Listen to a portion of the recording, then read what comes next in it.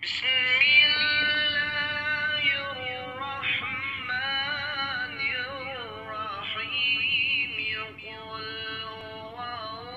آئیے سٹوری کا آغاز کرتے ہیں۔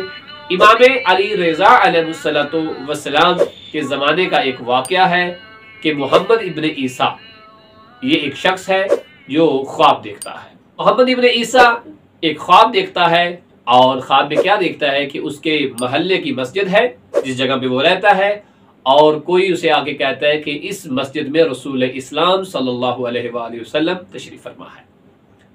یہ مسجد کی طرف جاتا ہے، کیا دیکھتا ہے کہ ممبر پہ رسول اسلام صلی اللہ علیہ وآلہ وسلم تشریف فرما ہے، اور آپ کے قریب ایک تشت پڑا ہوا ہے، ایک برتن ہے جس میں خرمے یعنی کھجوریں رکھی ہوئی ہیں۔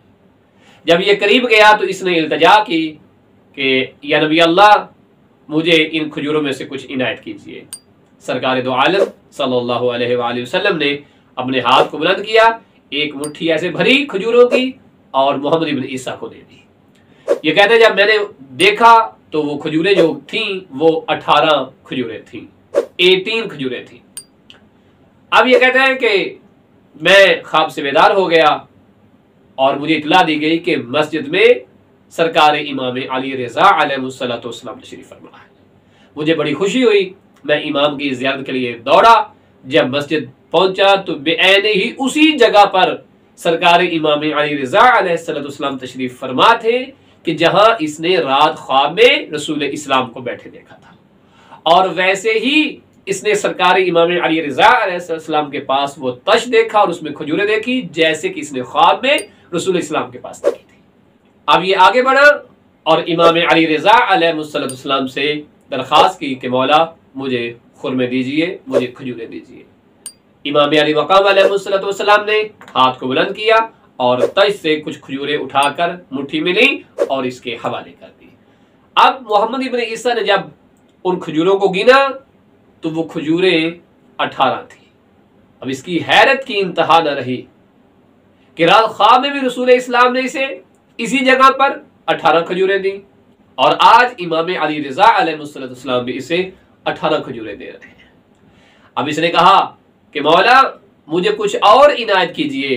کیا ہی خوبصورت جواب ارشاد فرمایا اگر میرے نانا رسول خدا صلی اللہ علیہ وآلہ وسلم نے تمہیں 18 سے زیادہ دی ہوتی تو میں بھی تمہیں 18 سے زیادہ ہی دیتا۔ اسے بڑی حیرت ہوئی اور یقین ہو گیا، اور ہمیں بھی یقین کر لینا چاہیے کہ امامت اور نبوت ان کا آپس میں اتحاد ہے۔ امامت وہی کرے گی جس کا تعلق نبوت اور رسالت کے ساتھ ہوگا۔ کیوں؟